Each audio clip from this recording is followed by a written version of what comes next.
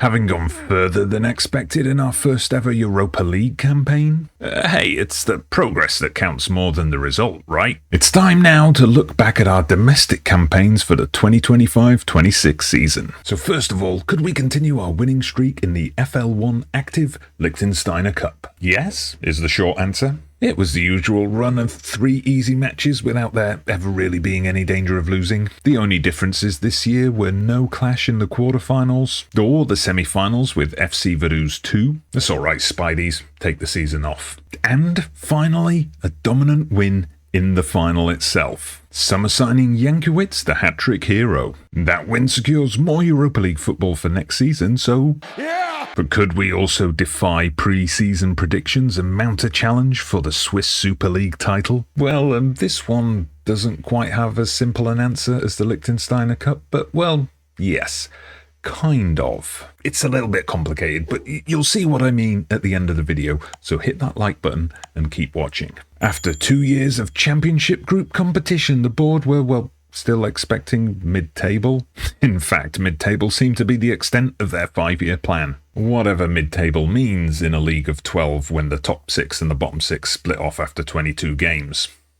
Still, they had agreed to a training facilities upgrade, so at least they were showing some interest in the club's future. As for our early season form, well, fast forwarding to the start of September, it looks fine, but take out the friendlies and the Europa League qualifiers, and only 2 points in August and no league wins since the opening day of the season. So at the wrong end of the table, but now at least. The challenge now would be to balance our domestic commitments with our European campaign, which, in case you missed it, you can check out from the link in the pinned comment. September saw us come back to winning ways at Grasshoppers, Cristiano opening the scoring, and a brace from Burmester, ensuring that the home side's goal, counted for nothing really, as we got a much-needed 3-1 win. An unlucky defeat away to Lausanne in our next match, though, suggested we still hadn't quite found our form yet. But October was where our season really kicked off, as we won every single game in all competitions, and began closing in on the league leaders. Our form became a little bit more patchy again as we approached the mid-season break, with 2 wins, 2 draws, and 2 defeats in our final 6 games before Christmas. That meant we had slipped down the table slightly, but still looked good for a championship group spot. So now, let's jump ahead to the spring of 2026 and see if we made it. Not the best of starts when league play resumed in February, as we suffered a narrow defeat to league leaders Young Boys, followed by a barely deserved point at Lugano.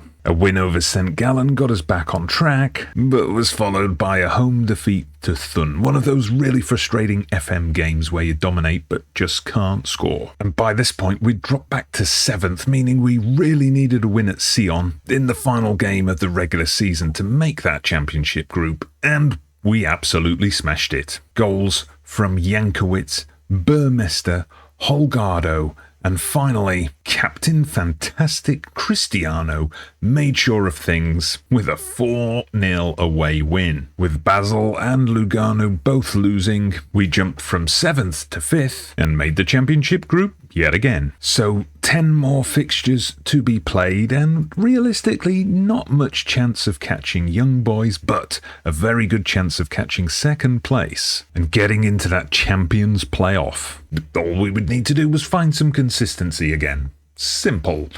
Well, as long as no external factors had any impact on our on-pitch performance. Which neatly segues into takeover rumours. These had been swirling on and off for several months, and sure enough, just as the championship group began, we suddenly had a new club president and director, a multinational conglomerate from India and Portugal, which of course is always an exciting prospect for us FM players. Could this rich Indian businessman be looking to use a tax haven like Liechtenstein and our little club FC Vaduz as a place to invest his money? Alas, no, as I got the dullest of all takeover messages which confirmed no investment would be made available, didn't even threaten me with the sack. Oh, and the new boss immediately cut our financially beneficial tie with Benfica as a change in strategy, apparently. So what strategy is that? Cut a link with one of Europe's most prestigious clubs and refused to take their money. Anyway, back to matters on the pitch and that search for consistency, which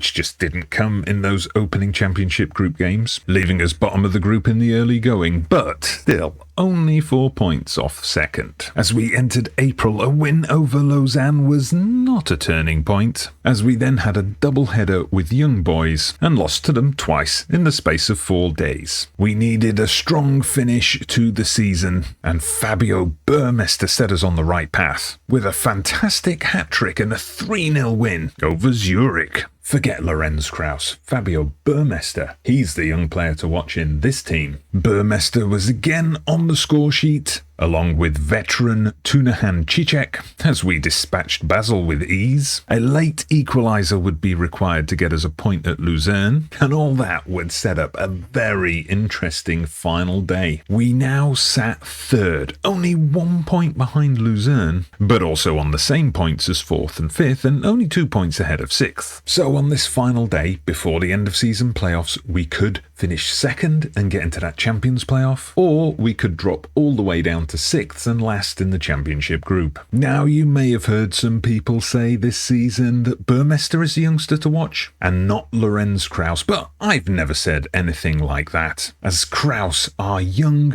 beacon of hope, not only for this club but also for the country of Liechtenstein, bagged an immense hat-trick as we hammered 6th place Lausanne in a dominant 3-1 win. But what had happened elsewhere on this Sky Sports Sports Centre wet dream of a final day? Basel had won at Zurich, but we'd also won, so we'd be staying ahead of them. But crucially, Luzern had lost at leaders Young Boys, meaning, having never been higher than 3rd all season, we went 2nd on the final day. 2nd! I mean, how about that? FC Vaduz's best ever league finish, and, as I must remind you, looking at the Swiss League's own rules, we would go into a 3-game series with first place Young Boys with the title on the line.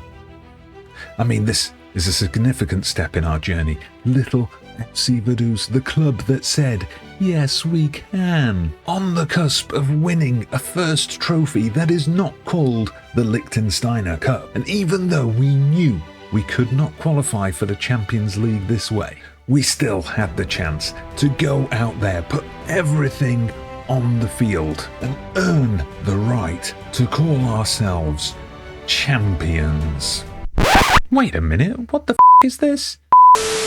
Wait. So, no Champions playoff scheduled? Then Young Boys just awarded the title? And now you see what I meant at the start of the video. We've been screwed out of our title shot. Let me know in the comments if any of you have done a save with FC Vaduz with this new Swiss League system on FM23.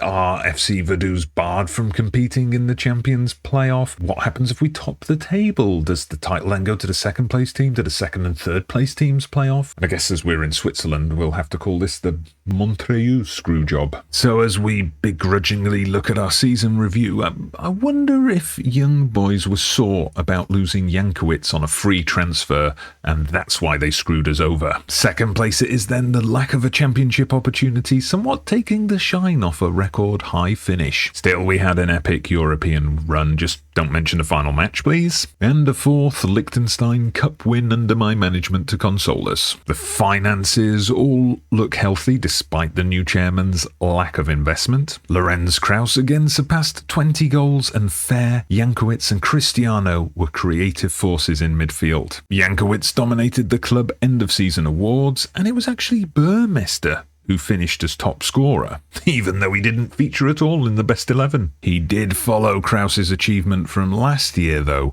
by making the NXGN shortlist. Tunahan Cicek is also worth a mention here, as he broke the club's all-time goal-scoring record in what turned out to be his final season as he retired and became a scout. I would have added him to my backroom team, but his judging ability and potential stats are shit. And finally, the Swiss FA tried to appease me for their title chicanery with the Manager of the Year award. But next year, we're coming back to take that top spot, and we're going to call ourselves champs whether they like it or not. Yeah! Subscribe to find out if we can cause that headache for the Super League organisers next season, and check out the next international adventures of this challenge right here.